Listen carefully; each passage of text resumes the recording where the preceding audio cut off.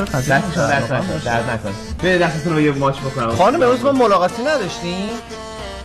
هیچ یعنی نیومدن ملاقاتی های ما یا امروز نیست؟ هیچکی.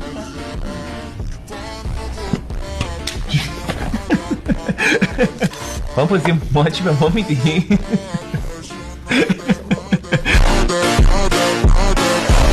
بخور عزیزم نوش جونت، من غذامو خوردم همش برا تو. مرسی. فقط من امشب بالا میخوابم. از این تخت توقع داری؟ بخور ببینم چی داره. من مطمئنم اگه تو با تو چیچه بودم رو زمین میخوابیدم تو رو تخت. عزیزم من کادل میکنم شما رو میخوابی ما. پنجشنبه ها موز میدن؟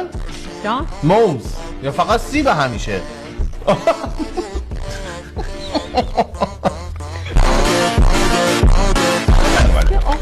سوسک آبیه. من اصلا نمیخوام اونو نکنه باز کنی زنده باشه اون تو. خودم بکشم از ترس. اومد سرش بیرون. من نمیتونم نگاهش کنم خیلی بده.